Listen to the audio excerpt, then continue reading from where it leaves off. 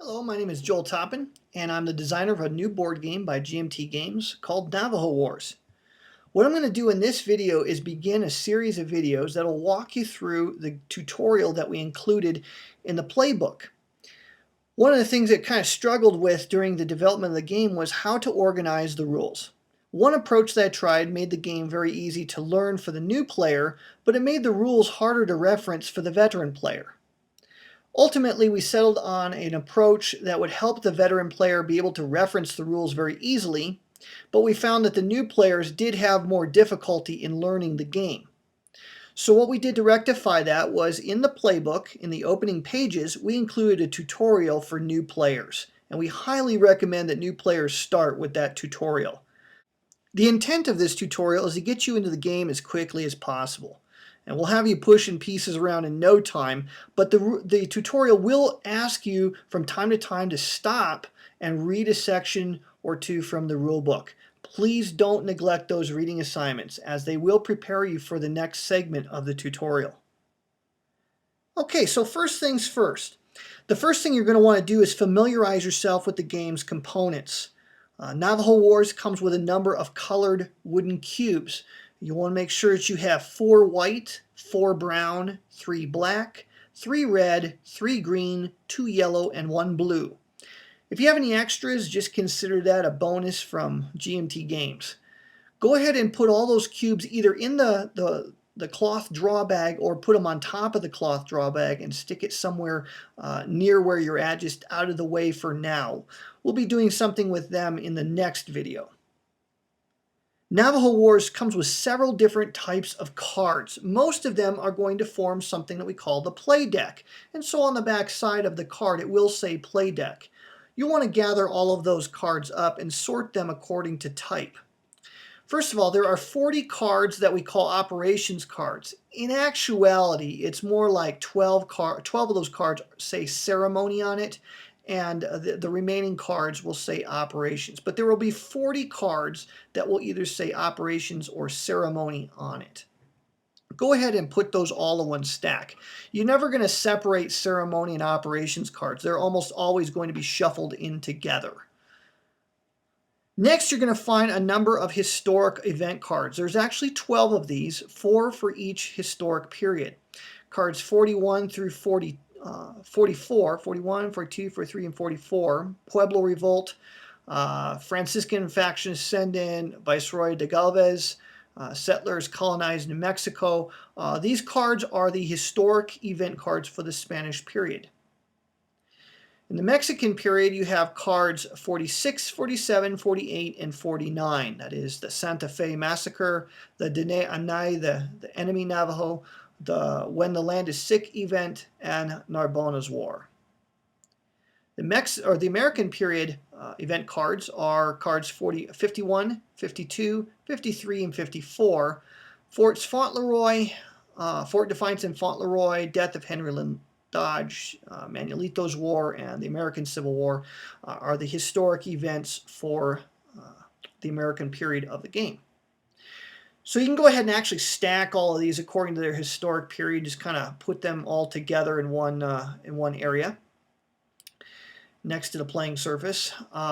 You also have 3 cards that we call transitional events. Mexican Independence is card number 45, Army of the West, card number 50, and card number 55 is Kit Carson, the Rope Thrower. And you want to go ahead and put those all into one pile and stick them off by themselves. That'll actually expedite some of the things that we're going to do in the next video, because we're going to be building the deck and setting the game up in the next video segment. The game also comes with 24 cultural development cards, and it may be helpful to sort them according to their type. These also have a number in the lower left-hand corner, but they have the letter A following it. So they are color-coded, each has a unique symbol on it, and there's 3 of each type. So go ahead and separate them like I have here, each into a stack of 3, and just put them near the playing surface where you're going to be setting up the game. If you haven't done so already, you want to punch out the game's counters, the little square pieces, get them off the sprues, and sort them according to their type. There's several different methods that you can use for doing that.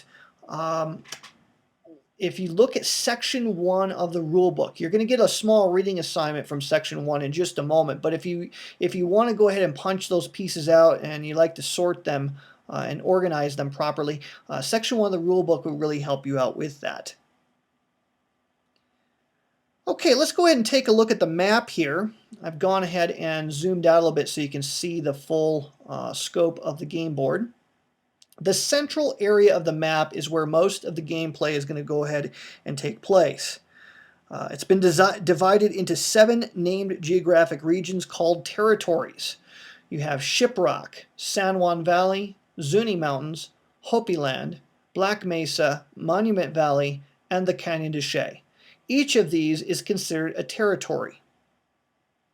The areas of each territory have been artistically depicted as stones which share a common color theme. So for Shiprock, it's all 6 of these turquoise stones.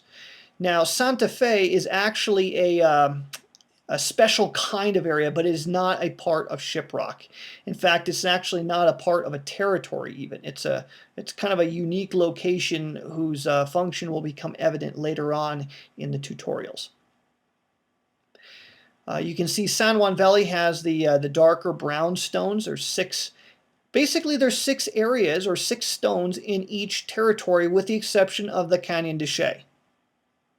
So each area in a territory is depicted as a stone. They share a common color scheme. Beneath each area are 2 numbers that you're going to refer to a lot. For the most part, though, you're going to ignore the parenthetical number. So the number that's in parentheses, you can go ahead and forget about that and concentrate on the unparenthesized value. So you can see for each area there's 6 values, again with the exception of the Canyon de Chelly. And as we said, the general rule, once again, is you use the non-parenthesized number unless the rules or charts tell you to do otherwise. Areas are considered to be adjacent to one another if they share a connecting line. So you can see Area 6 of Shiprock connects to Area 5, which connects to Area 4 to 3. And then Area 3 of Shiprock connects to Area 1 of Zuni Mountains, but also connects to Area 2 of the Shiprock territory. So you can see how adjacency works for areas. Territories are adjacent if 2 of their areas share a common connection. So you can see that the the territory of San Juan Valley is adjacent to the territory of Shiprock because the areas 1 of San Juan Valley and area 2 of Shiprock share a connection. We'll get into it later, but Canyon de Chelly is a special case because Canyon de Chelly is considered to be adjacent to every other territory and every other area on the map. So it's a special location. You can teleport to and from the canyon, as it were. Notice also that each area also contains a die roll symbol with a unique die roll face, which again shares that territory's color scheme. So the territory of Shiprock has the number 1 die roll face. Territory of San Juan Valley has the number 2. Number 4 for Monument Valley, number 3 for Zuni Mountains, number 5 for Hopi Land, and number 6 for Black Mesa. Canyon de Chelly does not have a die roll symbol. It's, again, a unique territory that only has 3 areas in it. You'll also notice that each territory has 2 drought spaces where drought counters can be placed, with the exception of the Canyon de Chelly. Each territory has an escape and a caught box, again, with the exception of the Canyon de Chelly. Each territory also has a victory point value, again, with the exception of the Canyon de Chelly.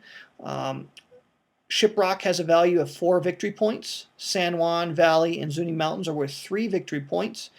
Hopi Land and Monument Valley are worth 2 victory points, and Black Mesa is worth 1 victory point. This is organized this way because the highest valued areas are the areas that are the most dangerous to be in because they are closest to where the enemy will come from. The enemy is by and large going to come out of Santa Fe. We'll talk more about what these things mean and what they do in future videos in this tutorial. There's a lot of other elements to the map. You got boxes, you got displays. Let me go ahead and walk you through these, and we'll just do this in a counterclockwise manner. So if you look on the far left of your screen, you'll see a general record track, which is where you're going to keep track of several different pieces of data. Several counters can be on each row, and there's some reminders on each row what a particular value means in a particular situation. So again, this is just for generic tracking of numeric information. You also have an out of play box, which is where game pieces belonging to the player, which are available but not yet in play, can be stowed temporarily. We'll talk about it in video 2, but you'll need to set up some random draw cups. Here in the Vassal module, I've got the intruders and the corn draw cups actually in the out of play box. In a physical copy of the game, that's probably not going to work. There's likely that there's not enough space there for you. At the bottom of the map, you'll see something that we call a population display, and I'll zoom in a little bit so you can see it better. It consists of 6 boxes labeled A, B, C, D, E, and F, each of which has a picture of a man, a woman, a child, a space to place horse counters, and a space to place something that we're going to call a family counter. You'll read about those in just a few minutes. Just above the population display and the 6 family boxes is a box called Passage of Time. It's a space that we're going to refer to a little bit later in other videos, but during a segment of the game called Passage of Time, pieces that are in this particular box can be reintroduced to play. The elder display is where you're going to keep track of the elders, the leadership of your tribe.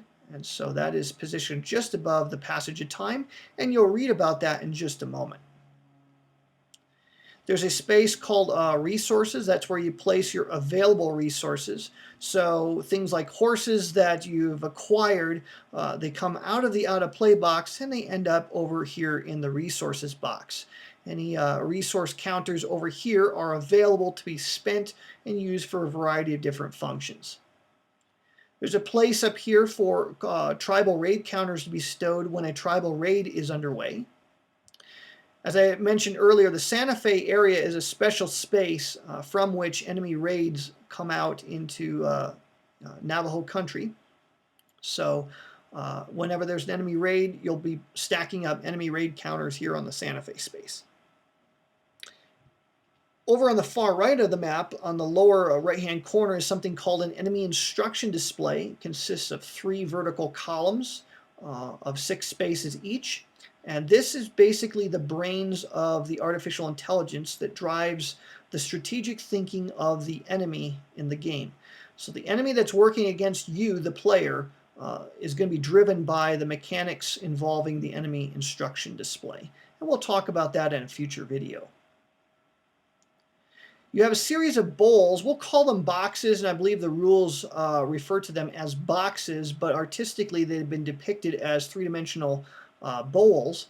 And you have one called Recovery, Raided Cubes, Subjugation of New Mexico, and Enemy Out of Play. The Enemy Out of Play box is basically the same thing as the Player's Out of Play box. It's just a convenient place to stow game pieces that are that they don't belong to the player, they belong to the enemy, and it's a place to stow them until such time as they're needed. The 3 bowls, Subjugation of New Mexico, Raided Cubes, and Recovery, are bowls that the cubes are going to be placed into and cycled through from time to time, and we'll talk about those in a future video. So there's a lot more going on to the game. There's a lot of details that we'll get into later, but this is just an introduction. And hopefully this will get you ready to roll in your first game of Navajo Wars. Before we go any further, though, you do need to read a few things, and you'll want to familiarize yourself with a couple key paragraphs from the rule book. In section 1.6.1, there is a couple paragraphs that I need you to read specifically. It's the paragraph on family counters that you see right here. You'll want to read that paragraph, and you'll also want to read the paragraph about population counters. So, and these are going to be found on page 3 of the rulebook, section 1.6.1, starting on page 3. Read family counters and population counters. It would be beneficial to read all of section 1, but if you don't have time or you don't have the if you don't feel motivated to read the entirety of section 1, you definitely want to read those 2 paragraphs. You'll also want to read a few paragraphs from 1.7.5. And I regret that there is a small typo in the tutorial on the playbook. On page 4 of the rulebook, in the lower right-hand column, begins section 1.7.5, which pertains to displays. You want to read the bullet points referring to population display and family boxes, as you see here, which wraps around to page 5, left-hand column. And you'll want to read the bullet point pertaining to the elder display.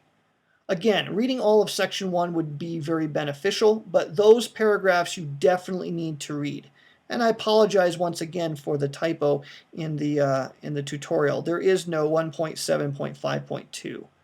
So read those 4 paragraphs and then go ahead and proceed to the next video segment, and we'll start setting up the game.